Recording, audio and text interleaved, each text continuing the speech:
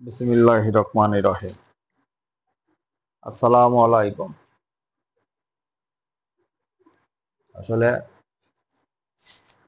মানুষের হায়াত মুহূর্তের কথা বলা যায় না, কার কোন সময় ডাক এসে যায়। তারপরেও নিজেকে একটু সতর্ক থাকতে হয়। আজকে যে সারা বাংলাদেশ ভয়াবহ একটা পরিস্থিতি, যে পরিস্থিতি বেদনাদায়ক। তারপর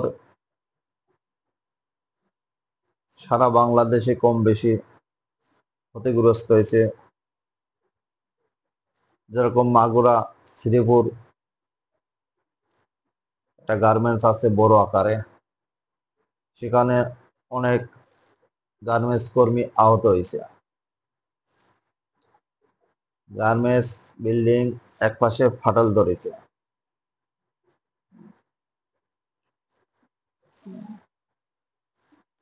তাই অনেক জায়গায় 5.7 ভূমিকম্পর মাত্রা ছিল। যেরকম নারায়ণগঞ্জে রূপগঞ্জ আছে, নারায়ণগঞ্জ রূপগঞ্জ, সেখানে একটা পথচারী,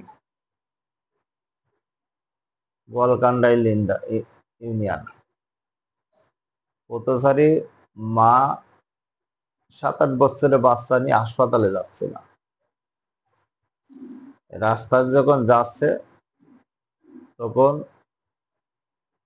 হাইটে যাচ্ছে, তখন আর কি একটা ওয়াল ওই ভূমিকম্প এসে পড়ে গেছে।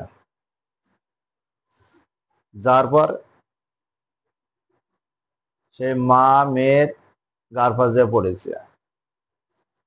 মেয়েটা ইন্তেকাল করেছে। মার অবস্থা ভালো না,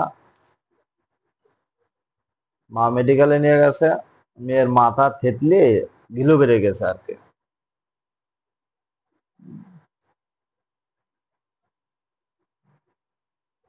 ওই মার জন্য দোয়া করবেন, যাতে আল্লাহ তাতে সুস্থ করে দেয়। আর নিষ্পাপ বাচ্চাটা মারা গেছে, আল্লাহ যেন তাদের ভেস্তে নাসিব করে।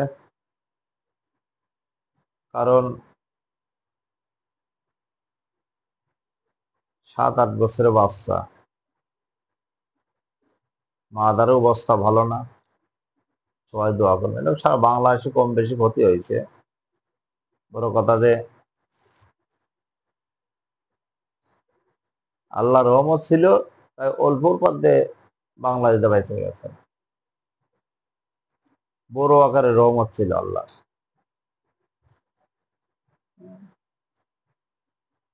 এই জন্য অল্পর মধ্যে বেঁচে গেছে।